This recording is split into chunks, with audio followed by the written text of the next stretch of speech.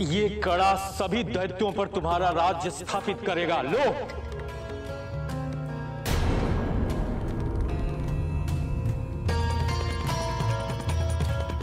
अब तो आप प्रसन्न हैं ना गुरुदेव? गुरुवर, गुरुवर, लगता है गुरुदेव ध्यान में चले गए हैं। आओ पुनः मुष्टि युद्ध करते हैं।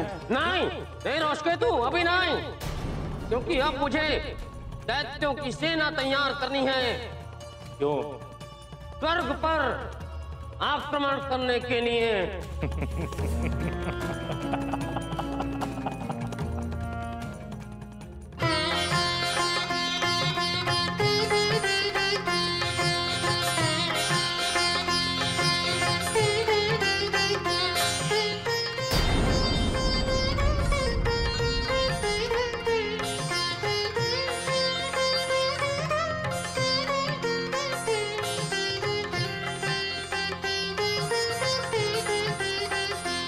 बंद करो इसे, बंद करो।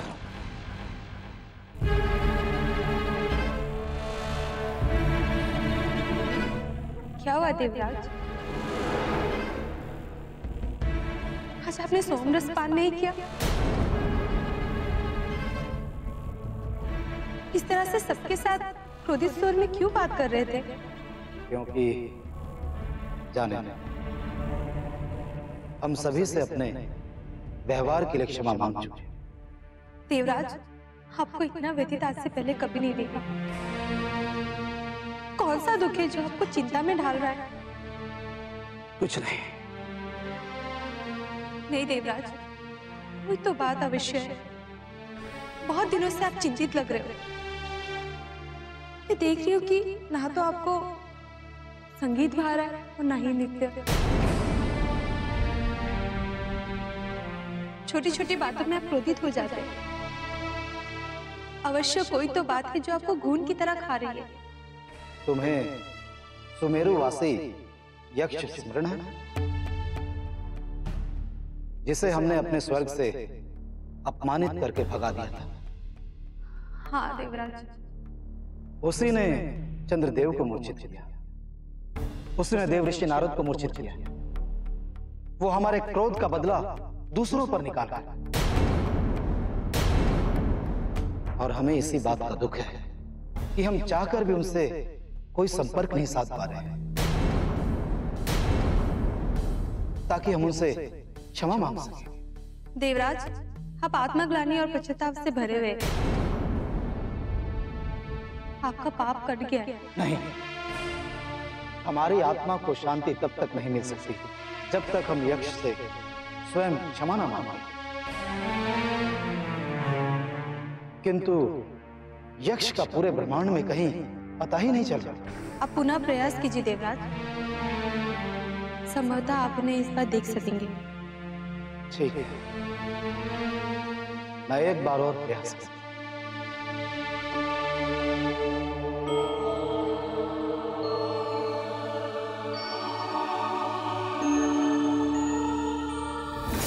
असुर राज यकासुर की जय, यकासुर की जय, यकासुर की यकासुर की बोलो, यकासुर की जय, बोलो राज यकासुर की जय, जय बोलो राज यकासुर की जय,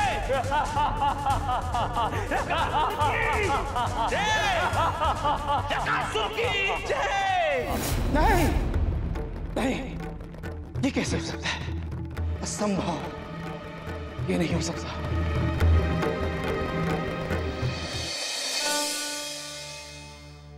माते, असंभव कुछ भी नहीं होता। मेरी तप की शक्ति उस गुफा में केंद्रित है। यदि तुम्हारे तप में इतनी शक्ति है तो तुम में कितनी शक्ति होगी पुत्र?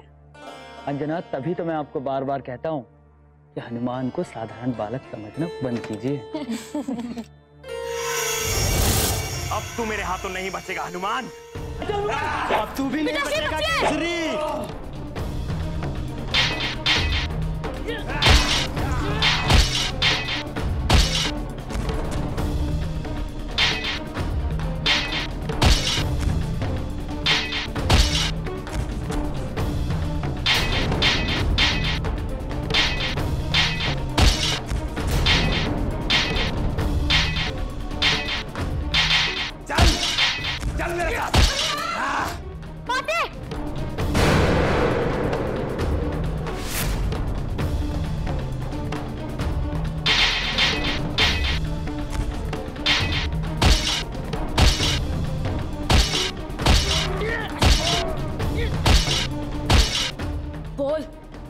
माँ को कहाँ लेकर गया है असुर?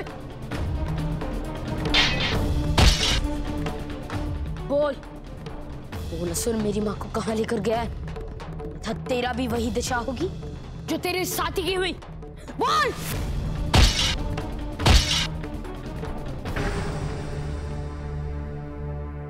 हनुमान पुत्र, क्रोध पर नियंत्रण रखो, क्रोध पर नियंत्रण रखो।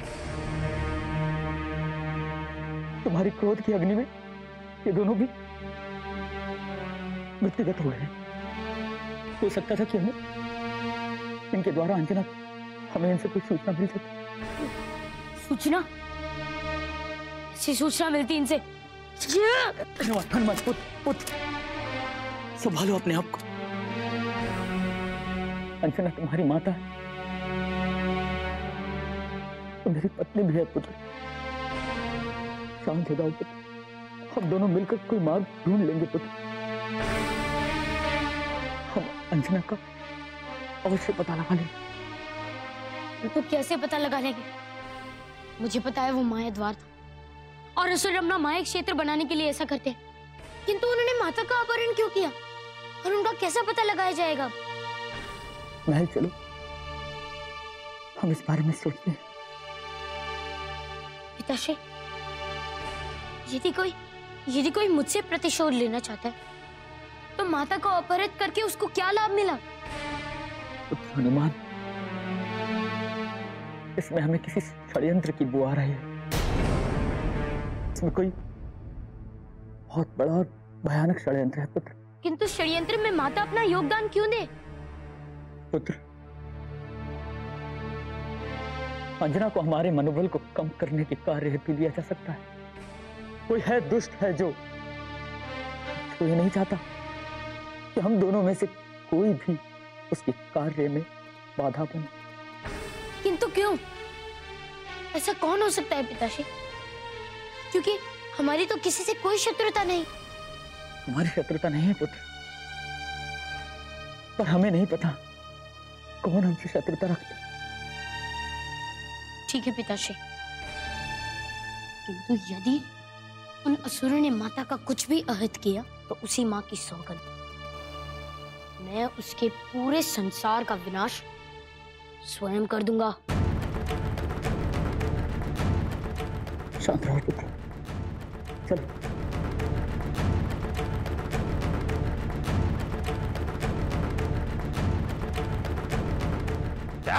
छोड़ दे मुझे काया, छोड़ दे मुझे काया,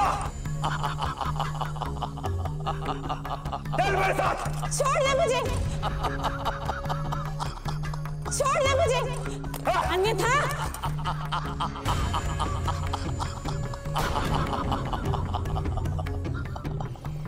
अन्यथा क्या कर लोगी अंजना? ये शुक्राचार्य का माया क्षेत्र है। यहां से तुम तो क्या, तुम्हारा एक विचार भी बाहर नहीं जा सकता। तुम लोगों ने मुझे यहाँ लाकर अपनी मृत्यु को निमंत्रण दिया है शुक्राचार्य। मृत्यु को?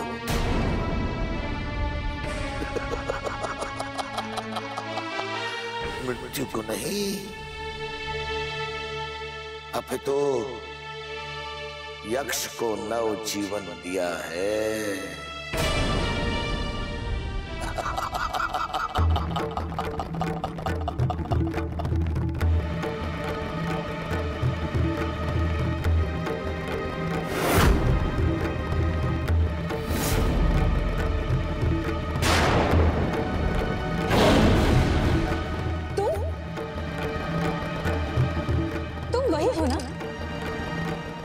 यक्ष लोक से स्वयं यक्षों ने धक्के देकर निकाल दिया था और रोते गिड़गिड़ाते तुम मेरे स्वामी के पास आए थे। उन्होंने तुम पर दया खाकर तुम्हें सुमेरु के वन का अधिपति बनाया। ये फल दिया है तुमने परोपकार का। क्या यही अर्थ होता है अर्धदेव होने का? धिक्कार है तुम पर, धिक्कार है। हाँ महारानी, आप सत्य कह रही हैं। ये सब केवल एक अर्धदेव होने के कारण ही है। देवतागण प्रेम कहाँ करते हैं महारानी, और मैं ये सब कुछ एक प्रेम के वशीभूत होकर ये सब कुछ कर रहा हूं। प्रेम? प्रेम की परिभाषा भी ज्ञात है तुम्हें यक्ष? अरे प्रेम करने वाले किसी को कष्ट नहीं देते, किंतु प्रेम करने वाला तो स्वयं अपना कष्ट अपने हृदय में समाकर जन कल्याण के मार्ग खोजते रहता है। आप कदाचित सत्य कह रही हैं, किंतु मेरे समक्ष मुझे जो भी मार्ग दिखाई दिया, मुझे जो भी उचित लगा, मैंने वही मार्ग चुना महारानी। और यही मार्ग तुम्हारी मृत्यु का कारण बनेगा।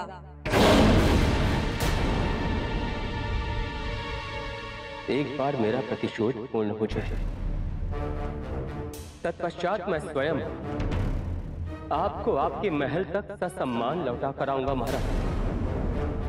और तब तक आप यहां पर महारानी पूर्ण रूपेण सुरक्षित हैं। और रही बात हनुमान की,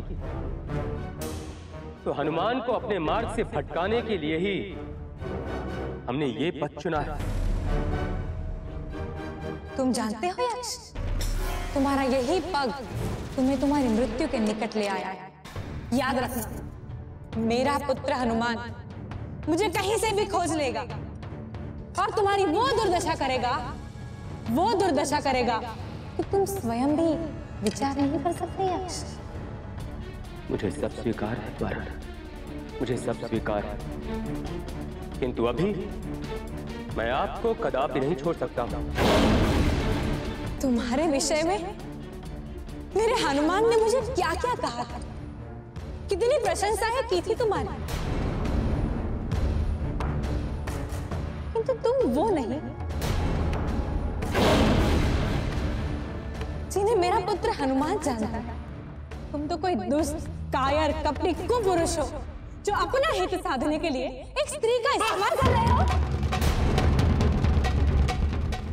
तुम तो कोई दुष्ट, कायर, कपटी, कुपुरुष हो जो अपना हित साधने के लिए एक स्त्री का इस्तेमाल कर रहे हो। बस महारानी, बस बहुत हो चुका, बहुत सुन चुका मैं आपकी, किंतु अब और नहीं। हनुमान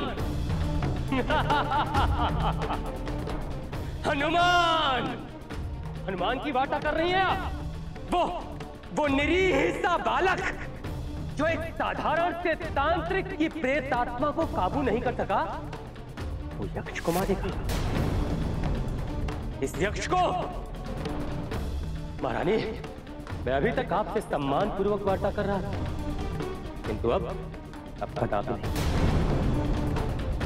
आपके पति ने मुझे अपने राज्य में स्थान दिया था, अब और नहीं माना।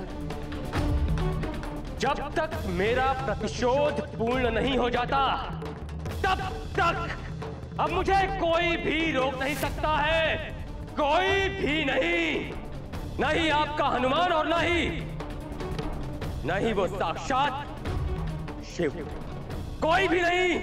प्रतिशोध की अग्नि में जलने वाला यक्ष, तू सदैव प्रतिशोध में जलता रहेगा। मेरा पुत्र हनुमान रुद्रांश है, रुद्रांश। हनुमान वो है जो मुझे मृत्यु के मुख से भी बाहर निकाल कर लाएगा। तो तू, तेरा क्या औचित्य है उसके सामने? महारानी अंजना, बातें तो बहुत बड़ी बड़ी करती हो कि तुम्हारा पुत्र हनुमान तुम्हें यहां से ले जाएगा।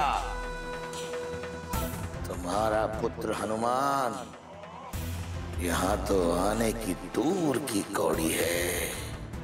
वो पहले ज्ञात तो कर ले कि तुम हो कहां। ले जाओ इसे।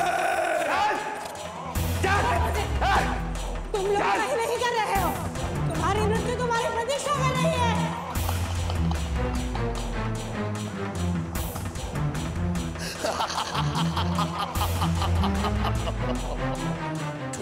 सकता है तो ढूंढ ले अपनी माता को।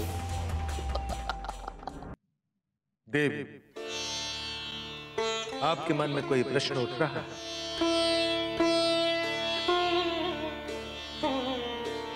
उठ तो रहा है प्रभु, किंतु क्या देवी? आप मेरे प्रश्न का संपूर्ण विस्तार में उत्तर देंगे प्रभु? अवश्य देवी, किंतु आपको भी धैर्य धारण करके पूरी कथा सुननी होगी। अवश्य प्रभु। कृपया आप मुझे ये बताएं कि यक्ष के 14 रूप सभी लोगों पर किस प्रकार राज करने लगे और उन्होंने वहां किस प्रकार विजय प्राप्त की। तो सुनिए देवी, दैत्य, दानव और असुर लोग, यक्ष के तीनों रूप, यकासुर, यक दानव और यक दैत्य, बिना किसी प्रयास के राजा बने। किंतु जब यक्ष का पशु रूप अर्ध पशु लोग पहुंचा तो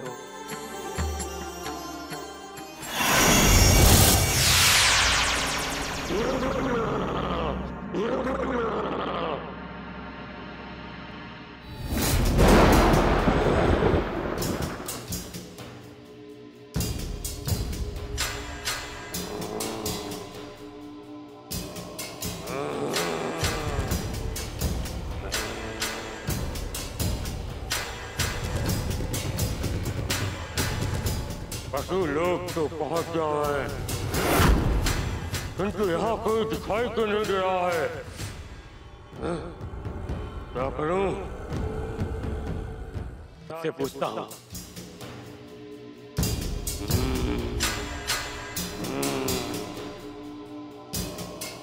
यक्षराज, मैं आज पशु लोग पहुंच गया हूं।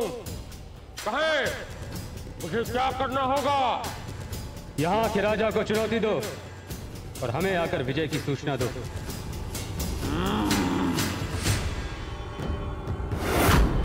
अवश्य, अवश्य यक्षराज, अवश्य।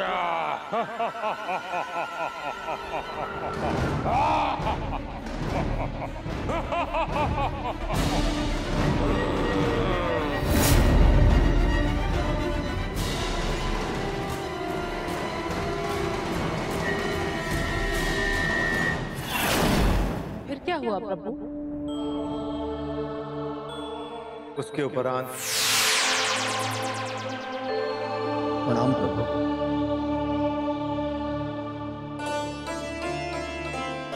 कहिए देवराज, कैसे आना हुआ और आप इतने व्याकुल क्यों दिखाई दे रहे? प्रभु, मैंने अपने सहस्त्र चक्षुओं को एक बार पुनः खोला ताकि मैं ब्रह्मांड में देख सकूं कि यक्ष कहां है। किंतु क्या देवराज, क्या वो फिर से आपको दिखाई नहीं दे रहे? नहीं माते, मेरी चिंता का विषय अब यक्ष का ना दिखाई देना नहीं है, बल्कि उनका दिखाई देना बन गया है। वो कैसे देवराज? यदि वो आपको दिखाई दे रहे हैं तो आपकी समस्या का समाधान तो हो गया। वो जहां कहीं भी है, आप वहां जाकर उनसे क्षमा मांग लीजिए। इसमें इतना व्याकुल होने की क्या बात है देवराज? माते, व्याकुल होने वाली बात यह है कि यक्ष मुझे एक साथ 14 स्थानों पर दिखाई दिए। मध्यलोक और परलोकों के 14 उपलोकों में एक साथ।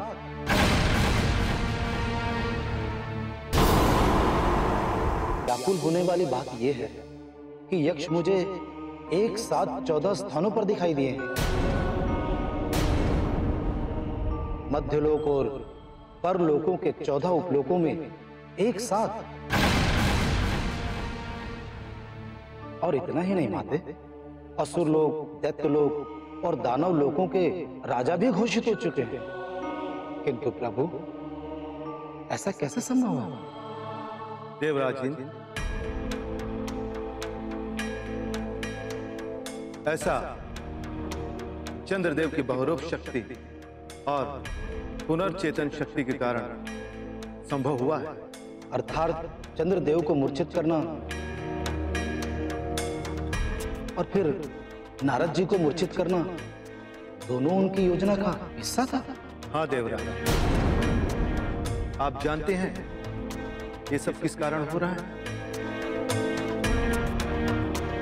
आपकी एक छोटी सी भूल का परिणाम है।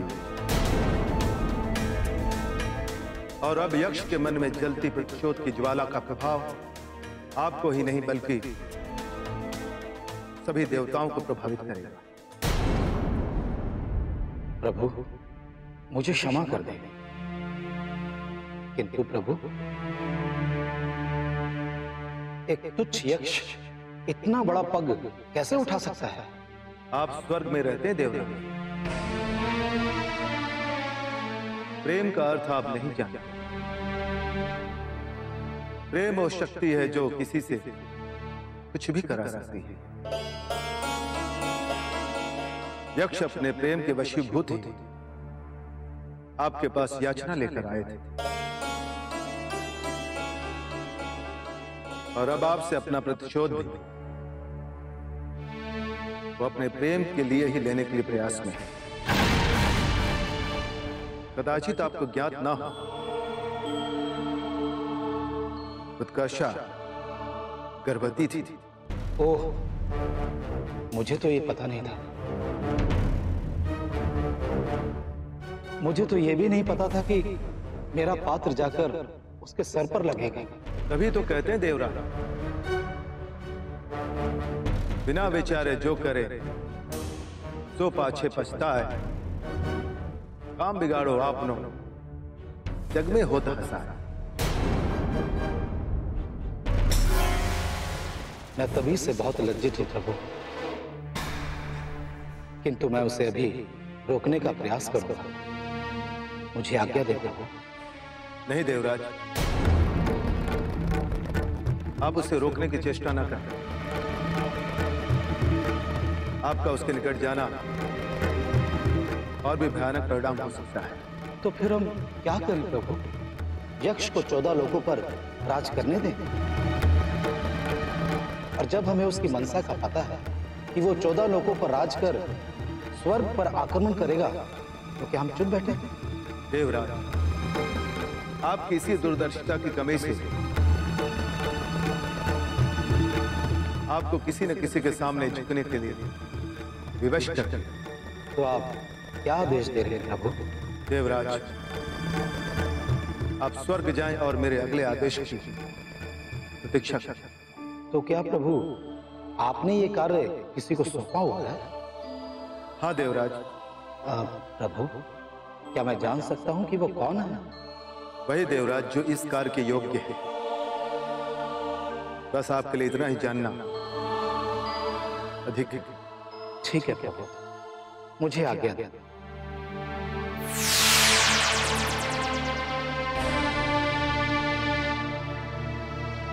प्रभु, आपने इंद्र को बताया क्यों नहीं?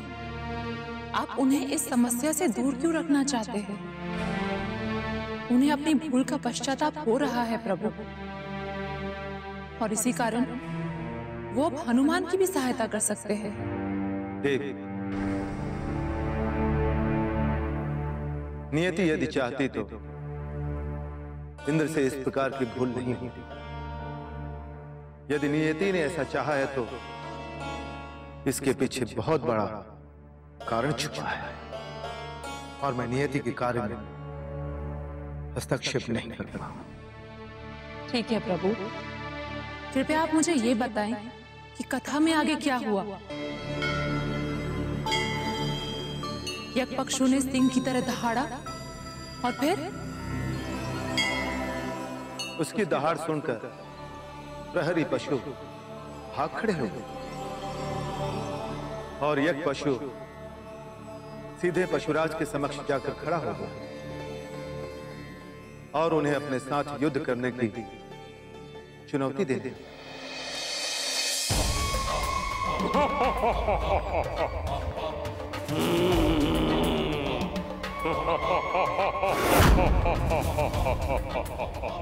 पशुराज, अब यह सिंहासन मेरा है, मेरा, और मैं इसका उत्तराधिकारी हूँ। सिंहासन मुझे दे दे और मेरा दास बन जा पशुराज।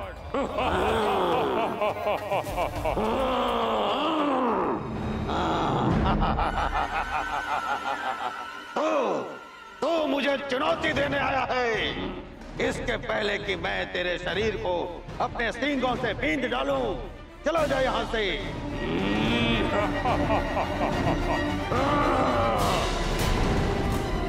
पशुराज, यदि तू सिद्ध करना चाहता है कि तू मुझको हरा सकता है तो कर मेरे ऊपर प्रहार, प्रहार कर और भेद दे मेरे शरीर को। किंतु यदि मैंने तेरे ऊपर ये प्राप्त कर ली तो तू मेरा दास बन जाएगा और ये लोक मेरा होगा और ये सिंहासन मेरे अधीन होगा।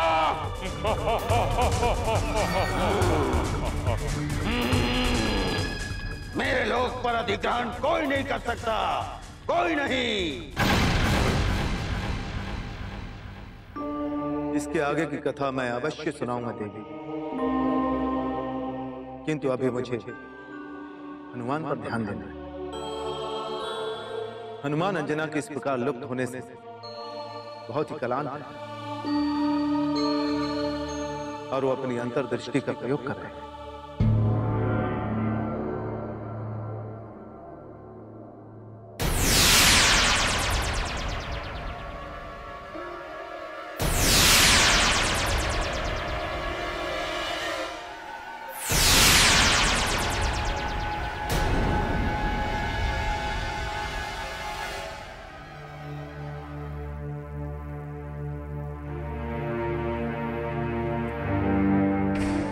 पिताश्री,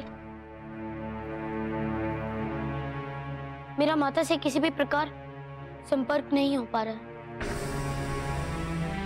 न ही मानसिक स्तर से, न ही आत्मिक स्तर से, न विचार रूप से और न ही तरंग रूप से। मैं क्या करूं? ऐसा कैसे हो सकता है पुत्र? अंजना होगी तो इसी ब्रह्मांड में ना। पिताश्री, कदाचित वो मुलासुर माता को किसी मायक क्षेत्र में लेकर गया है, जहां के नियम हमारी सृष्टि के नियम से इतर है। इसी के कारण कदाचित मैं माता से संपर्क नहीं कर पा रहा। तब तो समस्या और भी गंभीर है पुत्र, जब हमें पता ही नहीं कि अंजना कहाँ है तो हम उन्हें ढूंढेंगे कहाँ?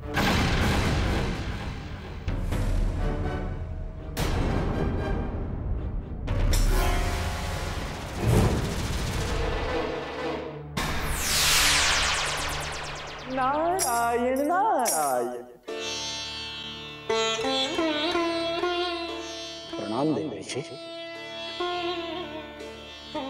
कहिए देवराज, आपने मुझे क्यों बुलाया? देवऋषि, मैं एक और समस्या से घिर गया हूं। कैसी समस्या देवराज? देवऋषि, यक्ष 14 लोकों पर अपना आधिपत्य स्थापित करने चल दिया है। उसे रोकना अति आवश्यक है, किंतु शिवजी ने मुझे कोई भी पग उठाने से रोक दिया है। नारायण नारायण। देवराज, यक्ष जो करने जा रहा है वो बहुत ही अनुचित है देवराज।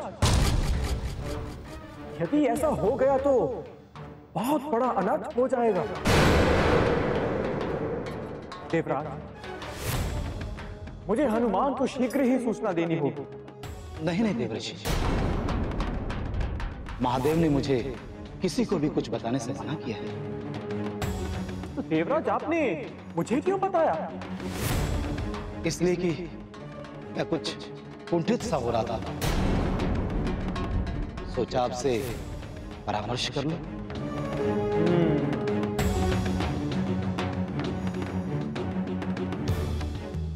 आप यहीं रुकिए देवराज,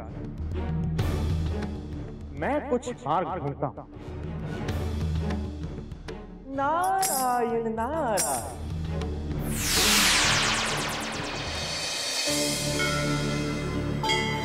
आपने तो मुझे और ही बातों में उलझा दिया देव। यदि नारद जी मार्ग ढूंढने गए हैं, तो वो अवश्य ही विष्णु जी के पास जाएंगे। आपने सही कहा देवी। जब तक हनुमान की महागाथा में कोई नया पड़ाव नहीं आता, आप कृपया मुझे आगे की कथा बताएं प्रभु। अवश्य देवी। यज्ञ पशु की चुनौती से आहत पशुराज ने उनकी चुनौती स्वीकार कर ली और कोई मेरे सिंहासन को अधिग्रहण नहीं कर सकता, कोई नहीं।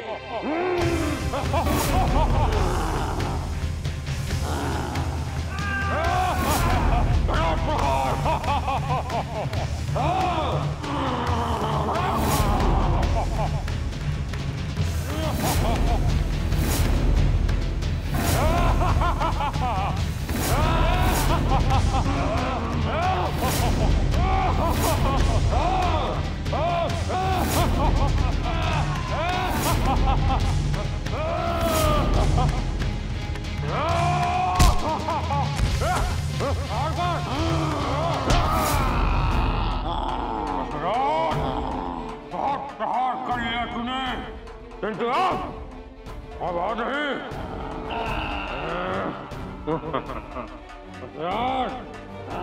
ये रस्सी हमारे पृथ्वी लोक में पशुओं पर नकल लड़ने के लिए की जाती है, ताकि तू हमारे वश में आ सके।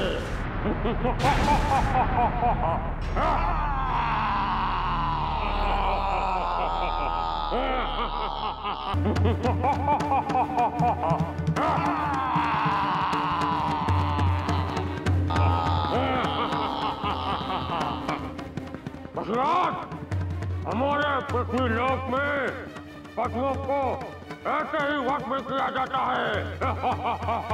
चल चल सवारी करो।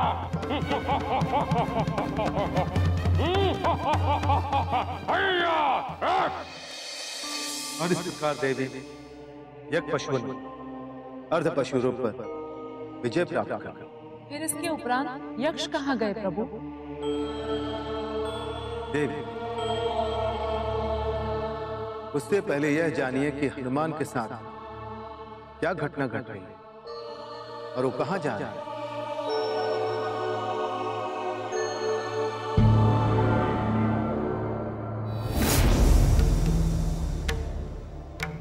पिताश्री, मैं सुरलोक जाऊंगा। असुरलोक? मैं तुम्हें वहां जाने की आज्ञा नहीं दूंगा। नहीं पिताश्री, यदि मूलासुर असुरलोक का सबसे मायावी असुर है, तो कदाचित वहीं से मुझे माता को खोजने का कोई ना कोई मार्ग अवश्य मिलेगा। ठीक है, तो मैं तुम्हारे साथ चलूंगा। नहीं पिताश्री, आप यहीं रुककर कोई और मार्ग खोजिए। हो सकता है कि माता का अपहरण करने वाला किसी मंशा को लेकर पुनः यहाँ आ जाए। और सुमेरु को भी तो आपकी जरूरत है ना, और आपके बिना तो सुमेरु भी निर्बल हो जाएगा ना। उनके समीप भी कोई होना चाहिए ना। किंतु पुत्र तुम अकेले? पिताश्री, आप सदैव माता को कहते कि मैं सर्व सक्षम हूँ, फिर आप आज मुझे क्यों रोक रहे हैं? क्योंकि पुत्र, ये कोई साधारण समस्या नहीं है। वो असुरलोक है, और असुरलोक में जाने से तो देवता भी भयभीत होते हैं। मैं अपना ध्यान रखूंगा पिताश्री, किंतु मुझे माता को खोजना ही होगा। तो ठीक है, मैं तुम्हारे साथ सेना भी भेज देता हूँ। नहीं पिताश्री, आप केवल मुझे अपना आशीष दीजिए। मेरे पास एक योजना है। जाओ पुत्र, विजयी होकर लौटना।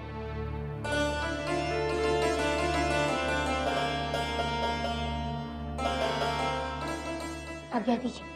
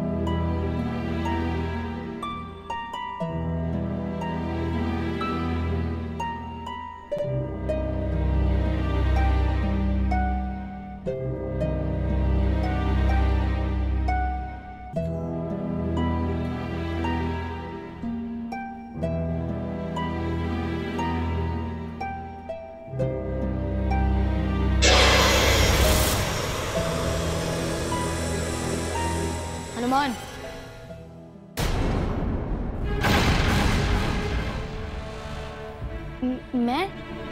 मैं तो असुरलोक के अंदर हूँ। फिर तुम कौन हो? मैं तुम्हारा दिव्य रूप हूँ हनुमान। अच्छा, तो आप बाहर क्या कर रहे हैं? चलो मेरे साथ अंदर चलो।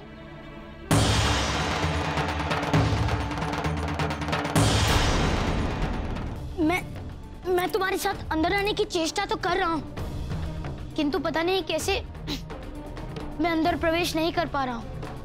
ऐसा कैसे हो सकता है? आप तो मेरे अंश हैं। यदि मैं अंदर जा सकता हूँ तो आपको भी मेरे साथ अंदर चलना होगा। आपका कथन सत्य है हनुमान, किंतु मैं चाहकर भी अंदर प्रवेश नहीं कर पा रहा हूँ। देखिए, मैं जब भी आगे बढ़ने की चेष्टा करता हूँ तो जैसे मानो कोई शक्ति मुझे बाहर धकेल देती है।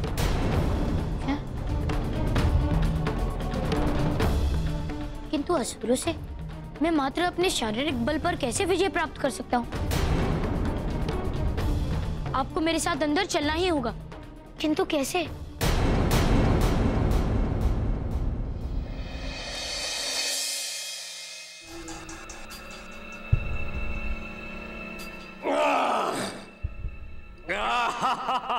स्वादिष्ट, स्वादिष्ट, अति स्वादिष्ट।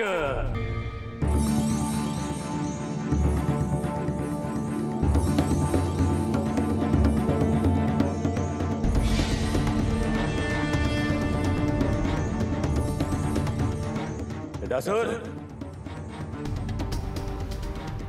क्या तुम लोगों के असुर लोक की शक्तियां इतनी क्षीण हो गई हैं? क्या बात है कासुर? आप असुर लोग को इतना शक्तिहीन क्यों कह रहे हैं? मृदासुर! हाँ मृदासुर, ऐसा आभास हो रहा है कि कोई मनुष्य तुम लोगों की सुरक्षा व्यवस्था को तोड़कर इस असुर लोक के अंदर प्रवेश कर गया है। असंभव, असंभव। प्रथम तो कोई मनुष्य इस असुर लोक में आ ही नहीं सकता। उनमें इतनी शक्तियां ही नहीं है, और यदि वो आ गया है तो हम असुरों का भोजन ही बनेगा। किंतु मृदासुर, वो मनुष्य इस असुर लोक तक आया कैसे? ये आप कैसे कह सकते हैं स्वामी? मूर्ख! मैं तुम लोगों से अधिक शक्तिशाली हूं। इस यकासुर को तुम लोगों से अधिक शक्तियां प्राप्त है, समझे मूर्ख?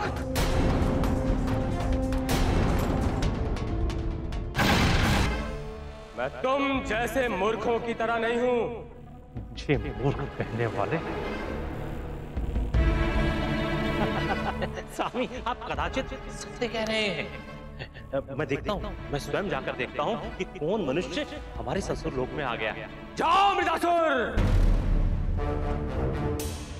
जाओ और उस मनुष्य को पकड़कर मेरे समक्ष प्रस्तुत करो।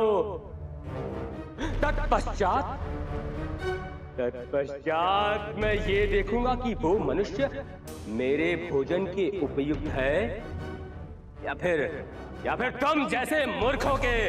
जाओ।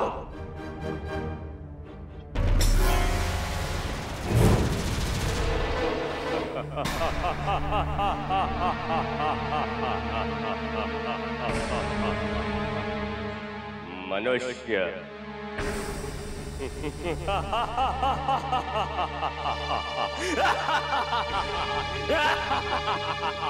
मनुष्य आज बड़े दिनों के उपरांत यज्ञासुर मनुष्य का भोजन करेगा। मनुष्य भोज।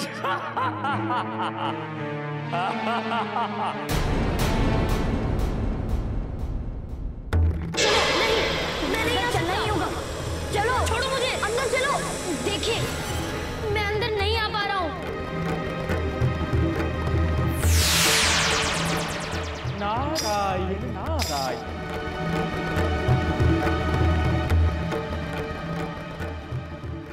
ऐसा होना संभव नहीं है हनुमान। किंतु ऐसा कैसे हो सकता है देवर्षि? मुझसे मेरा दिव्य रूप अलग कैसे हो सकता है? और मैं अपने दिव्य रूप को अंदर क्यों नहीं ले जा पा रहा हूँ? गुरु शुक्राचार्य के कारण हनुमान। क्या? गुरु शुक्राचार्य के कारण? हाँ हनुमान। दैत्य गुरु ने असुर लोक को अपनी शक्ति से चिन्हित किया हुआ है। कोई भी देवता या पुण्य आत्मा इस द्वार को पार नहीं कर सकती हनुमान। यदि कोई इस असुर लोक के अंदर प्रवेश करने की चेष्टा करता है तो उसकी पुण्य की शक्ति और देवगुण बाहर ही रह जाएंगे हनुमान, और अंदर केवल उनका देह ही जा सकेगा। तो देवर्षि, क्या मुझे बिना ही अपने दिव्य रूप के उन असुरों से युद्ध करना होगा? हाँ हनुमान, अब आपको एक साधारण बालक के रूप में ही इन असुरों से अपनी माता को बचाना होगा। और यदि आपको अपने दैहिक बल और अपनी बुद्धि के द्वारा इन असुरों को पराजित करना असंभव लग रहा है तो आप बाहर आ जाएं हनुमान। हम सब मिलकर आपकी माता को ढूंढने का मार्ग अवश्य ढूंढ लेंगे। नहीं देवर्षि, मार्ग तो यही है, और अब मैं अंदर आ गया हूं तो मैं तब तक बाहर नहीं आऊंगा जब तक मुझे अपने माता के विषय में कुछ ज्ञात नहीं हो जाता। और ये मेरा ही नहीं, मेरे माता के जीवन का प्रश्न है। मैं इतनी सरलता से किसी विपदा के समक्ष अपने घुटने नहीं टिका सकता। धिक्कार है मुझ पर, धिक्कार है। 10 सहस्त्र गज बलधारी केसरी होते हुए भी मेरे पुत्र को असुर लोक जाना पड़ा। क्यों भेजा मैंने उसे?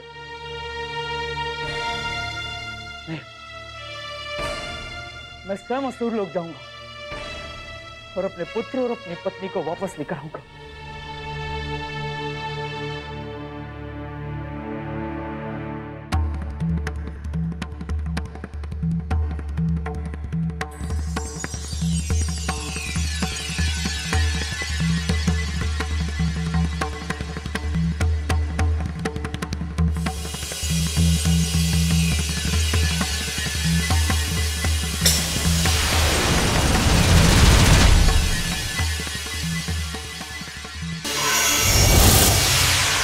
नारायण नारायण। प्रणाम ऋषिवर।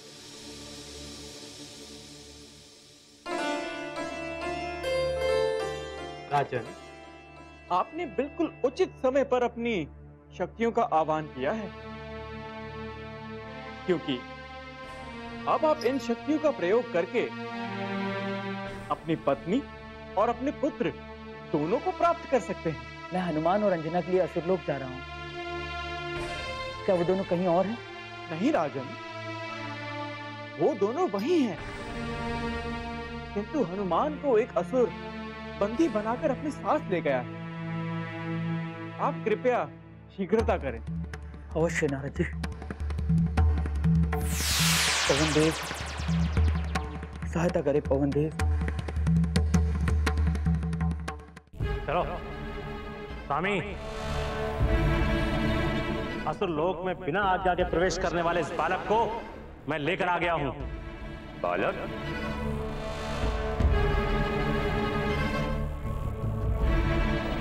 मृदासुर, एक बालक का इतना दुस्साहस कि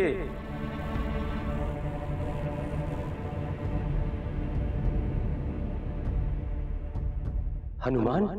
यक्ष जी, आप असुरलोक में कैसे? और ये असुर आपको यकासुर क्यों बुला रहा है, बताइए। हनुमान,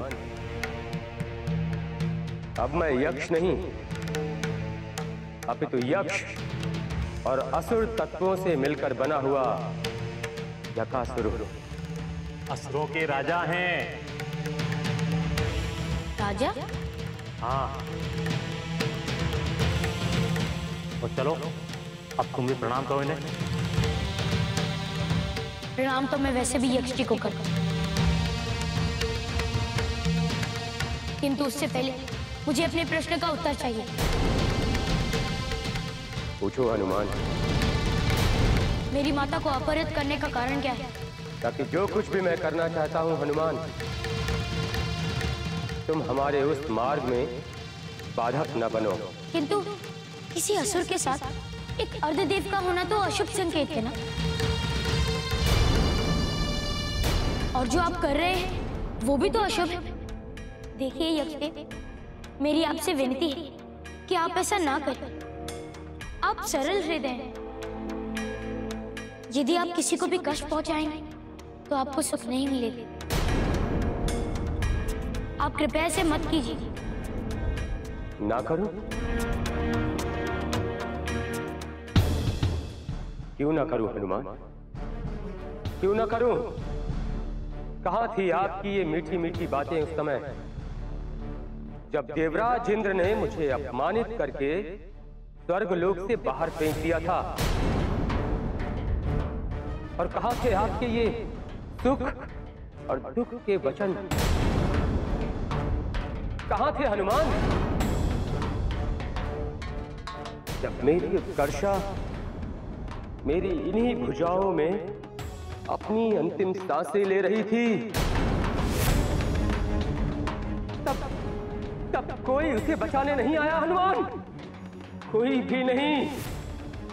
और मेरी उत्कर्षा ने मेरे इन्हीं भुजाओं में अपनी सांसें तोड़ दी।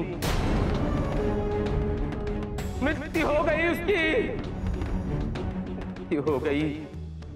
उनकी मृत्यु का दुख तो मुझे भी है यक्षदेव, किंतु मैं इस प्रकार किसी असुर के साथ मिलकर कोई योजना तो नहीं बना रहा ना? किंतु मैं बना रहा हूं हनुमान, किंतु मैं योजना बना रहा हूं, और कोई भी मुझे मेरे मार्ग से कदापि हटा नहीं सकता, कोई भी नहीं। आप शायद भूल रहे हैं कि आप एक यक्ष हैं। आपका तो उद्देश्य ही शांति और सद्भावना बनाए रखना होता है। आप अपने मार्ग से भटक रहे हैं यक्षदेव। भटक रहा हूं?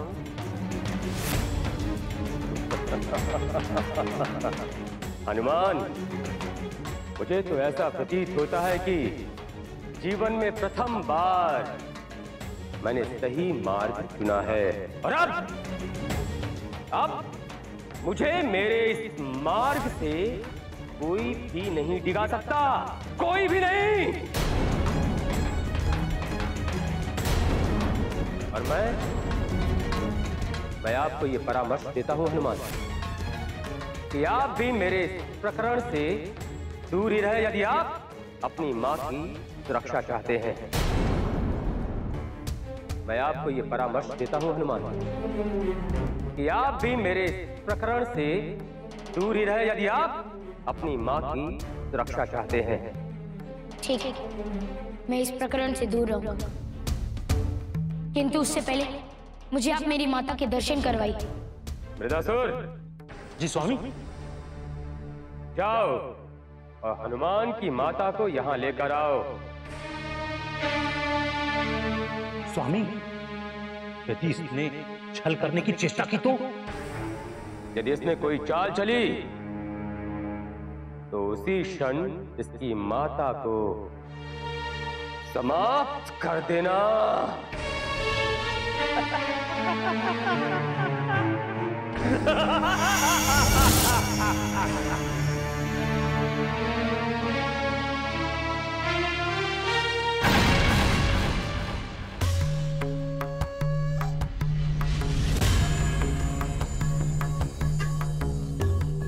गुरुदेव, मुझे ऐसा प्रतीत होता है कि हमारे सारे तीर अपने लक्ष्य पर लग रहे हैं। वो कैसे यक्ष? गुरुदेव, हनुमान अपनी मां का पता लगाते लगाते असुर लोक तक पहुंच गए हैं और उन्होंने वचन दिया है कि यदि उनको उनकी मां से मिला दिया जाए तो वो हमारे मार्ग में कदापि नहीं आएंगे। नहीं, हनुमान और इतनी सरलता से मान जाए? नहीं, मुझे तो इसमें कोई गंभीर चाल प्रतीत होती है। चाल? कैसी चाल गुरुदेव? हो सकता है कि हनुमान ये स्वांग मात्र अपनी माता को स्वर्ग तक बुलाने के लिए कर रहा हो, और उसके उपरांत हो सकता है उसके मन में कुछ और विचार हो। जैसे? जैसे कह नहीं सकता मैं, किंतु हाँ, हनुमान को अपनी माता से मिलने से पहले एक चुनौती पूरी करनी होगी। कैसी चुनौती गुरुदेव? यकासुर से कहो कि वो हनुमान को आदेश दे कि यदि हनुमान को अपनी माता से मिलना है तो उसे केसरी को युद्ध में हराना होगा। कि यदि हनुमान को अपनी माता से मिलना है तो उसे केसरी को युद्ध में हराना होगा। यदि उसने केसरी को युद्ध में हरा दिया तभी उसे उसकी माता के दर्शन होंगे। किंतु गुरुदेव, हनुमान अपने पिता केसरी से कभी भी युद्ध नहीं करेगा। यदि वो असुर बन जाए तो भी नहीं करेगा। सोचो सोचो।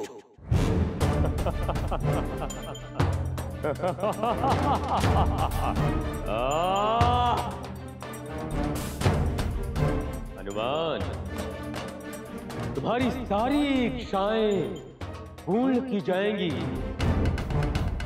किंतु क्या यकासुर? किंतु तुम्हें मेरा एक कार्य करना होगा हनुमान। आप जो भी कहेंगे मैं वो करने के लिए तैयार हूँ। मुझे केवल अपनी माँ से भेंट करवा दीजिए। सोच लो हनुमान, कहीं तुम अपनी बात से फिर तो नहीं जाओगे? नहीं। हनुमान, तुम्हारे पिता श्री महाराज केसरी लोक के द्वार तक पहुंच गए हैं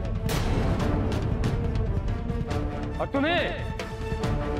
तुम्हें जाकर अपने पिताश्री को युद्ध में परास्त करना होगा।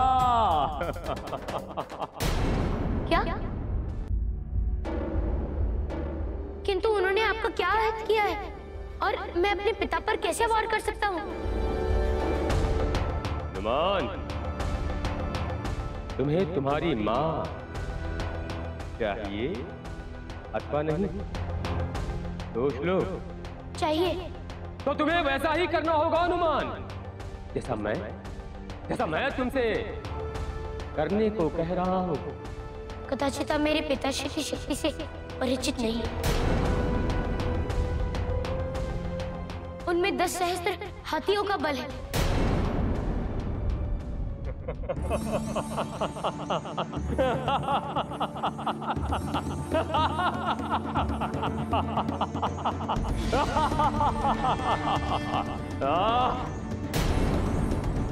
तभी तो हनुमान तभी तो हम तुम्हें कह रहे हैं, जाओ जाओ और अपने पिताश्री को युद्ध में परास्त करो हनुमान। किंतु किंतु क्या किंतु? किंतु परंतु कुछ भी नहीं हनुमान, कुछ भी नहीं। यदि तुम एक साधारण से बालक हो और अपने पिताश्री को युद्ध में परास्त नहीं कर सकते, तो मुझसे कहो यक्षासुर से कहो, मैं तुम्हें अपनी आसुरी शक्तियां प्रदान करता हूं हनुमान। आसुरी शक्ति? अर्थात आप मुझे असुर बनाना चाहते हैं? हाँ हनुमान, हाँ। एक साधारण सा बालक, एक तुच्छ सा बालक मेरे किस कार्य का हनुमान? तुम्हारे समक्ष 3 मार्ग शेष हैं। प्रथम ये कि तुम मेरे दास बन जाओ, मेरी दासता स्वीकार कर लो और जाकर अपने पिता महाराज केसरी से युद्ध करो और उन्हें युद्ध में पराजित करो।